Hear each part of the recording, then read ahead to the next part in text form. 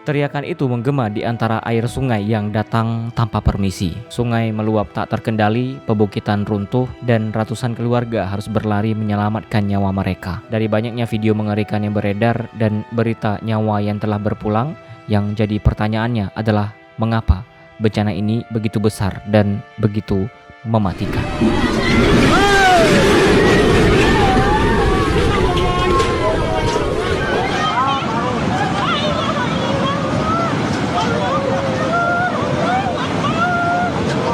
Apakah ini murni bencana alam atau bencana yang datang dari akumulasi kerusakan alam akibat kerakusan dan ketamakan manusia? Ini adalah realitas yang sedang terjadi di tanah Sumatera, Aceh, Sumatera Utara, dan Sumatera Barat sedang menangis. Jujur, gua gemetar pas nulis naskah ini karena yang akan kita bahas di video ini bukan hanya sekedar air yang tumpah dari langit. Bayangkan, lo lagi tidur nyenyak, dinding rumah lo jebol, lantainya roboh berjatuhan, dan itu bukan cuma karena air sungai yang meluap, tapi juga karena dihantam ribuan batang kayu raksasa.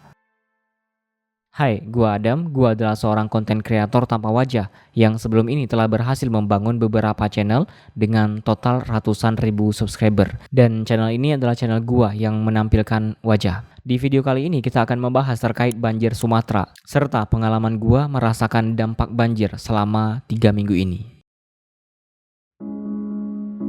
Sampai hari ini berdasarkan laporan terbaru dari BNPB Senin 15 Desember 2025, jumlah korban jiwa mencapai 1.016 orang dan 212 hilang tidak diketahui, sementara sekitar 7.600 warga mengalami luka-luka dengan tingkat keparahan yang beragam. Dan sebanyak 158.000 rumah warga mengalami kerusakan, mulai dari rusak ringan hingga rusak berat. Orang kehilangan rumahnya serta harta bendanya. Ada yang kehilangan ayahnya, ibunya, dan anaknya. Jangankan dibilang internet, air bersih, dan listrik menjadi hal yang sangat disyukuri pasca bencana ini dan menjadi hal yang sangat mahal untuk didapatkan. Tapi pertanyaannya kenapa?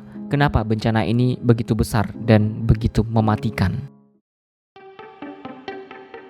Nah, hal pertama yang perlu kita pahami adalah kondisi Pulau Sumatera saat ini, khususnya di 3 provinsi terdampak yang sedang dikepung oleh cuaca yang sangat ekstrim. Penyebabnya jelas, siklon tropis. Nah, bagi yang belum tahu, siklon tropis itu adalah fenomena atmosfer yang membentuk pola spiral berputar dengan sangat kencang dengan tekanan udara yang sangat rendah di pusatnya. Putaran angin ini mengumpulkan awan yang sangat masif dan memperkuat pembentukannya, sehingga curah hujan meningkat secara drastis.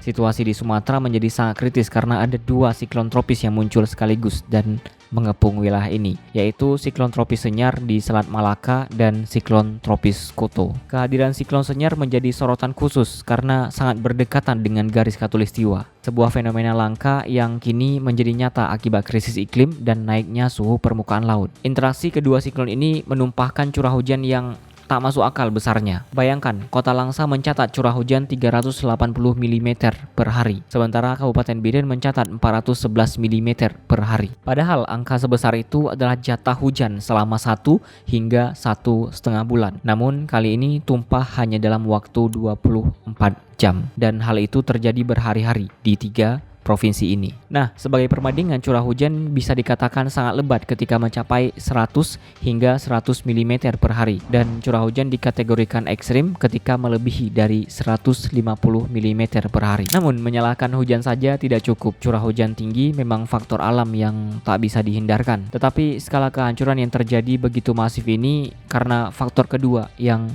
jauh lebih fatal, hilangnya benteng alam kita. Hujan ekstrim seharusnya bisa diredam jika hutan di hulu masih tegak berdiri dan berfungsi sebagai spons alami penyerap air. Tapi faktanya hutan kita lenyap.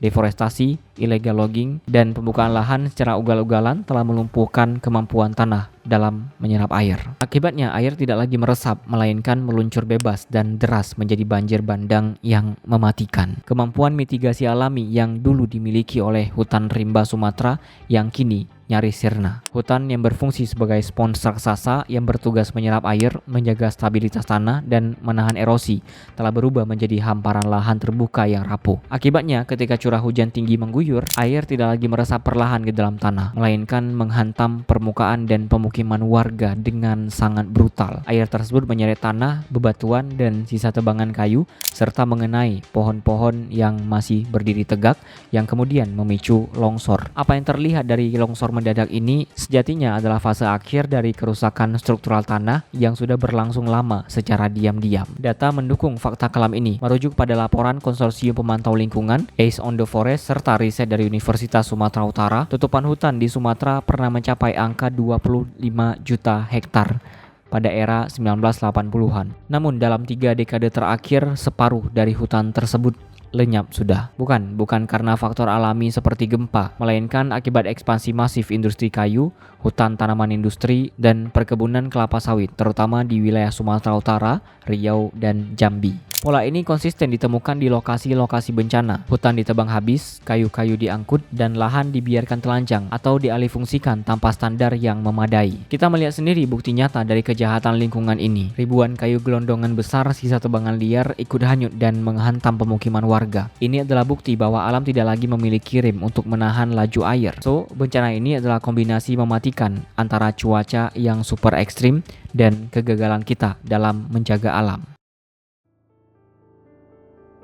Lihatlah dampaknya, ratusan nyawa melayang, bukan sekadar angka statistik, ibu dan anak-anak yang kehilangan masa depan. Kelompok yang paling rentan, perempuan dan anak-anak, menjadi korban paling menderita. Ibu-ibu memastikan anak-anak tidak terseret arus dan memikirkan bagaimana caranya menyusui di tengah lumpur. Sementara sumber air bersih untuk mereka sendiri hilang ditelan banjir. Situasi di lapangan pun mulai berubah menjadi anarki. Bantuan yang lambat dan status bencana yang tidak kunjung dinaikkan sebagai bencana nasional membuat masyarakat putus asa. Ketika negara terlambat hadir, insting bertahan hidup mengambil alih. Rakyat dibiarkan bertarung sendirian melawan dampak dari kerusakan yang bahkan mereka tidak melakukannya sama sekali. Banjir Sumatera hari ini adalah alarm keras. Ini bukan hanya sekedar tentang air yang tumpah dari langit, tetapi juga tentang keadilan yang runtuh. Pemerintah harus segera menetapkan status bencana nasional. Ini bukan hanya soal anggaran, tapi soal kehadiran negara untuk memulihkan bangsanya dengan cepat, memulihkan rasa percaya dan meredam amarah warga. Dan bagi kita semua, ini adalah tamparan.